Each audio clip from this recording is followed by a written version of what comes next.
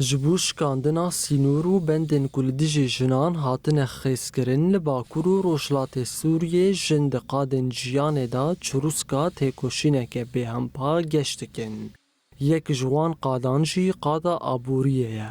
Li vê kargeha çêkirina ava tendurust ya li kantona Şehbayê jin hew didin aboriya herêmê û berhemên navxwe dewlemend bikin. Tevî dorpêça hikûmeta Şamê û êrişên Tirkiyeyên berdewam, dîsa jin tu astengiyan nabînin û di karê xwe de berdewamin. Sibê hatin em sîstemê xwe kar dîtin em kê çi karî bikin. Em motorê xwe vêdixînin, motorê vêdixînin, şiringê me yê tardê me hene, yek tişikirinê avê ye, yek makîne şîşe çêkirina, yek hindirî mistewdacî me de mebîعî me kê me mendûbê me heye avê firûtanê. Em wê jî derdixînin sûkê, derdixînin difrûşin. Teqrîben 1500 şîşe derdikeve. Tişikirinê me jî tişikirinê şîşe tardan, royê disit pêncî tardî em derdixînin.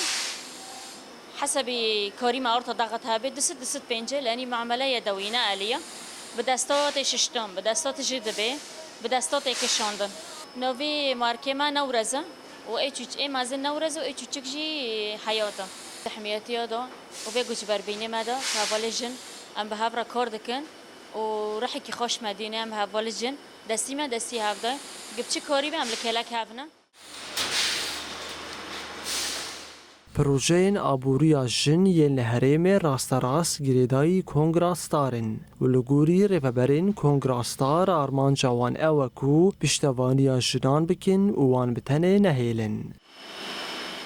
Em hev jinê xwe milî aborî da kêm dibînin, di bilî astengî di mal da dibînin, nikanin malê xwe bi rêve bibin, nikanin çareserî ji astengî madî ê aborî ehem şiyanî hundir mal da.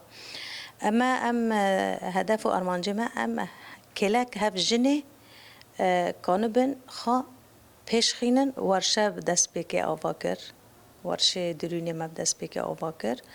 Me kêlekê jî febrîqê avê ava kir. Cîkî me hefûda heye jinik têda her hedefê me jin têda kar bikin. Cîkî me din me yê boza heye. ئێمەی فەتایر هەیە هەڤ تشتا me gi ava kir ji bo em kanibin kêlek jinê yanî madî ketî biskinin. Li seranserî herêmên Bakur û Rojhilatê Sûriyê bi sedan projeyên aboriyê yên taybet bi jinan hene û ew proje derfetên kar ji bo jinan peyda dikin û asoyên wan fireh dikin.